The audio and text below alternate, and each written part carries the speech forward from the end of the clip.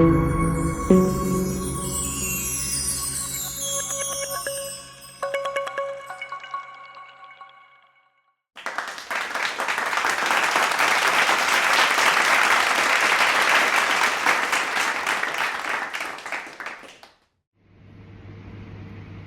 मित्रों, SSV RKM knowledge is power के channel पर आप सभी का स्वागत है। मित्रों, जैसा कि आप सभी जानते हैं, साइबर ठग तू डाल डाल मैं पात पात की तरह अपने पैंतरे बदलते जा रहे हैं।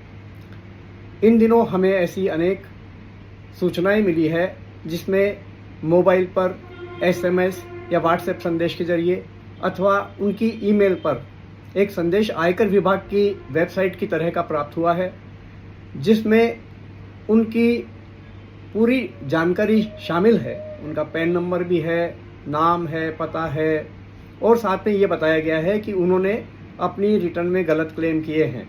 गलत क्लेम्स के कारण उनके खिलाफ आयकर विभाग ने कुछ आयकर की डिमांड्स जारी कर दी है और वो डिमांड्स की राशि संभवतः 50,000 रुपये से लेकर और 10-15 लाख रुपए तक की दिखाई जा रही है। और तत्पश्चात आयकर विभाग के द्वारा भेजी गई ईमेल की तरह ही नीचे इसका भी स्पष्ट उल्लेख किया जाता है कि यदि आप इस मांग से असहमत हैं तो आप इसके लिए अपील कर सकते हैं और अपील के लिए एक लिंक भी दिया गया है।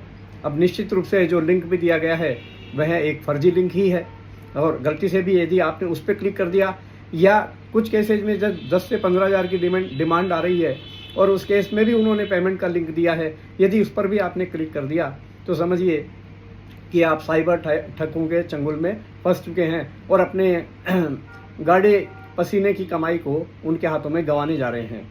अतः मित्रों, आपको बिल्कुल सावधान रहना है। कोई भी ईमेल या SMS इनकम टैक्स डिपार्टमेंट की तरफ से यदि आता है तो सबसे पहले आप इनकम टैक्स के पोर्टल पर जाकर अपना लॉगिन करें। आप लॉगिन नहीं कर सकते हैं तो आप अपने कर सलाहकार से संपर्क करें।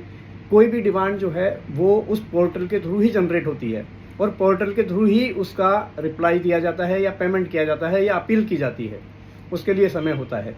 इस तरह की ईमेल या SMS को बिल्कुल भी आप न तो घबराएं और न ही तुरंत रेस्पॉन्स करें, क्योंकि जनरली इस तरह की ईमेल्स में क्या रहता है, आपकी आखिरी तारीख है, आपको तुरंत करना होगा, अभी करना होगा। तो जहाँ भी ये आप जल्दबाजी वाले सारे शब्द देखें तो आप सतर्क हो जाएं और समझ जाएं कि ये वास्तव में कभी भी आयकर विभाग इस तरह के मैसेज नहीं भेजता है, इस तरह की ईमेल्स नहीं भेजता है। और आप शांतिपूर्वक, धैर्यपूर्वक अपने पोर्टल को देखें और इस पर बिल्कुल भी रिप्लाई नहीं करें।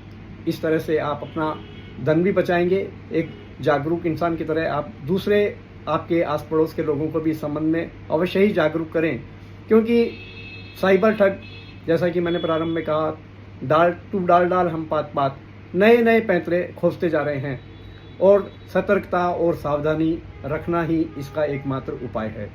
आप सभी को पुनः किसी नए वीडियो के साथ में हम संबोधित करेंगे। तब तक के लिए नमस्कार।